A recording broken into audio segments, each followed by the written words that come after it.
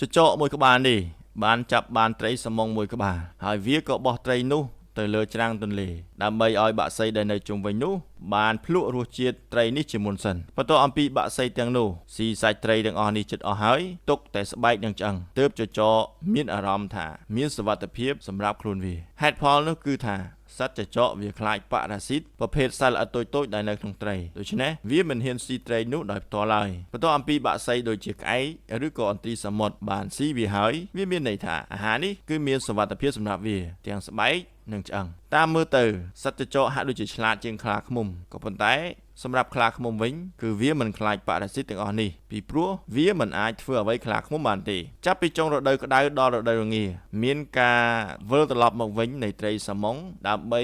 ទៅរកកន្លែងបន្តពូជត្រីសាម៉ុងដែលមកយឺតទោះបីបើវានៅរស់ក៏ដោយរាងកាយរបស់វាក៏ចាប់ផ្ដើមពុកផុយរលួយទៅហើយសម្រាប់ខ្លាឃ្មុំត្នោតត្រីទាំងនេះនឹងក្លាយទៅជាអាហារដ៏ឈ្ងុយឆ្ងាញ់សម្រាប់វាមុនពេលដែលវាចូលដេកនៅរដូវរងាត្រីសាម៉ុងមួយក្បាលអាចបន្តជីវិតរបស់វាមួយថ្ងៃនៅក្នុងរដូវរងាខ្លាឃ្មុំគឺអាចស៊ីអាហារប្រ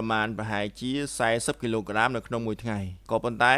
ថ្ងៃនេះគឺវារកបានតែ2គីឡូប៉ុណ្ណោះដូច្នេះវាមិនអាចជ្រើសរើសអ្វីច្រើននោះទេរស់ក៏ដោយស្លាប់ក៏ដោយគឺវាស៊ីទាំងអស់ទោះបីជាសាច់ខ្លាឃ្មុំភាគច្រើនចូលដេកនៅរដូវរងាក៏ដោយក៏ប៉ុន្តែសត្វនេះនៅតែស្នាក់នៅខាងក្រៅរហូតដល់សីតុណ្ហភាពចុះក្រោម20អង្សាសេទើបវាស្វែងរកកន្លែងសម្រាកដោយសារតែអាកាសធាតុនិងចំហាយទឹកទន្លេជាញឹកញាប់បានធ្វើឲ្យរោមរបស់វាប្រែទៅជាកកប្រជាជននៅក្នុងតំបន់នេះគេថាសត្វខ្លាឃ្មុំវាកំពុងតែពាក់អាវក្រោះដែកពីព្រោះមនុស្សធម្មតាគឺមិនអាចនឹងធ្វើបានដូចវានោះទេនៅរដូវត្រជាក់មកដល់វាស៊ីត្រីសាម៉ុងចុងក្រោយរាល់ឆ្នាំរួចហើយវាក៏ត្រៀមខ្លួនសម្រាប់ការដេករបស់វានៅរដូវរងា